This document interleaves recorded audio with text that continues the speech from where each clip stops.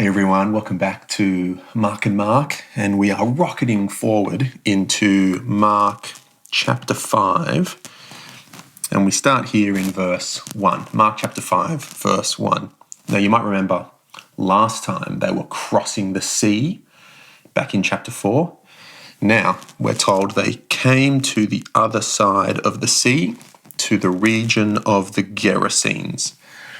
Now here's our map again. We're up north here, and he was in Capernaum, and they've crossed over the sea down to this region here. This is the region of the Gerasenes. So they've come across down to the east of the Sea of Galilee. And we're told, as soon as he got out of the boat, a man with an unclean spirit came out of the tombs and met him. Now, you might remember we've discussed this term a few times now, the unclean spirits. It's a bit of a strange term. The way that the Bible talks, the framework that it uses, you might have heard this before, it has almost like a three-decker schema for how reality is. So you've got heaven, and then there's earth, and then there's under the earth.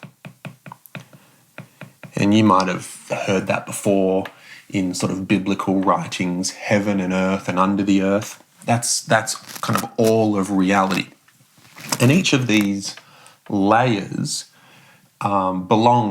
is the sphere of certain kinds of beings. So, heaven is God's realm, and maybe angels and other kind of heavenly council up there.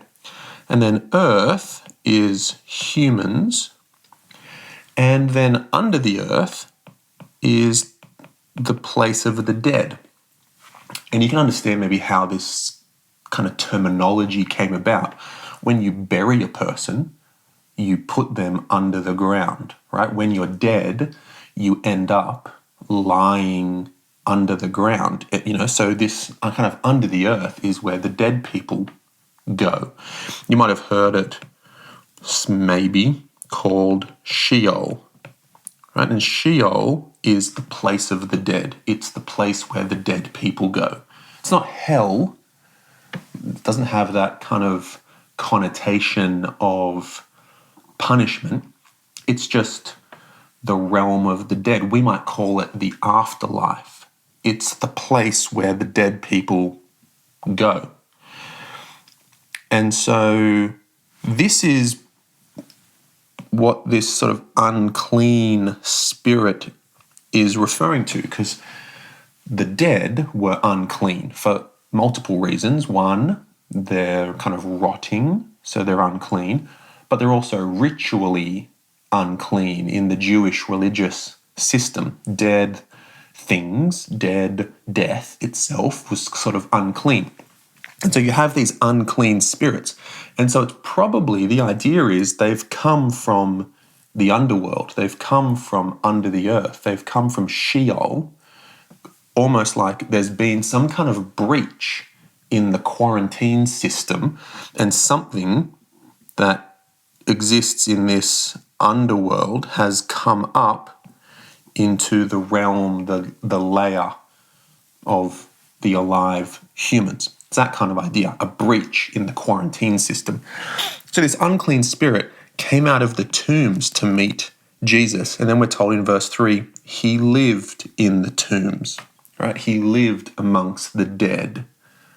It's sort of a bit of an ironic and also sad and maybe a bit scary thing.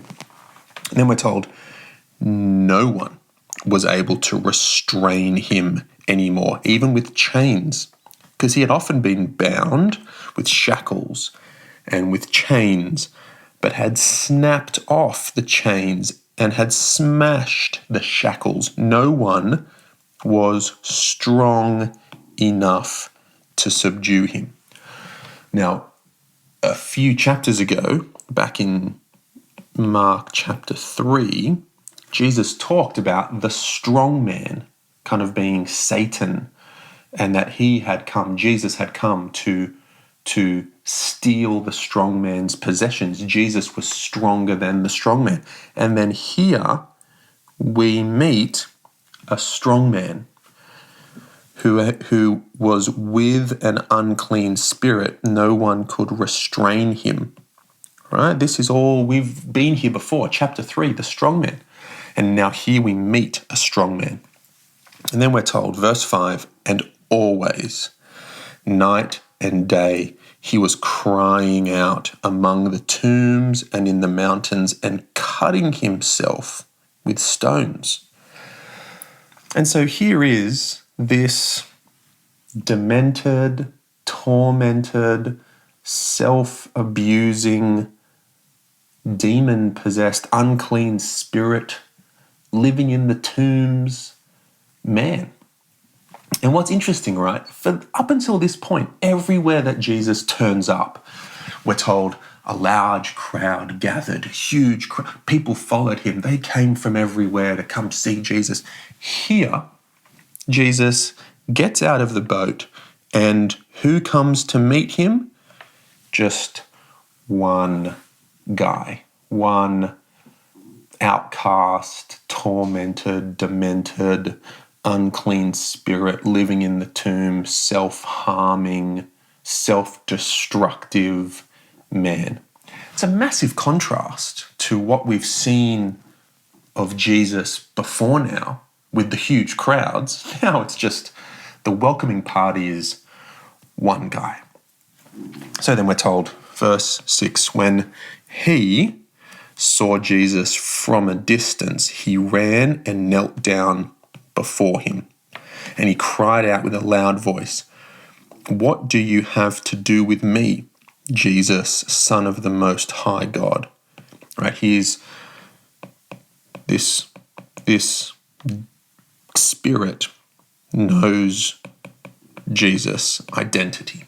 He is the Son of the Most High God. And then he says this strange thing, "I beg you before God, don't torment me." That's a very odd thing to say. I beg you before God, don't torment me.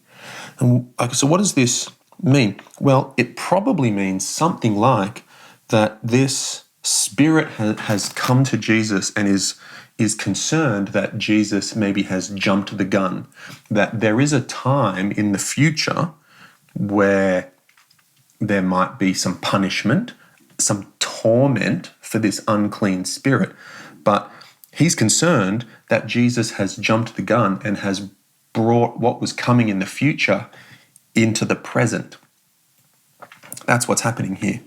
Now, Jesus is on the other side of the sea. I just want to come back to this opening, other side of the sea.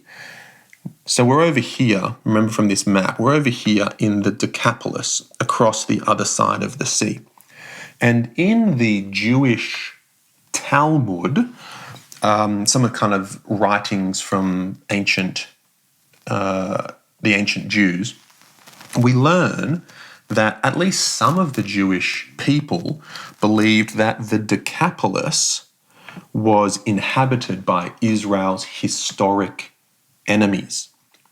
Way, way back, Israel went to possess the promised land, and they've been freed from Egypt under Moses, and they've come to take the promised land, but they had to drive out the nations who were already there. And we see this in Deuteronomy chapter 7, where it says, "When the Lord your God brings you into the land that you are entering to possess, and he drives out many nations before you, the Hittites, Girgashites, Amorites, Canaanites, Perizzites, Hivites, and Jebusites, 7 nations more numerous and powerful than you."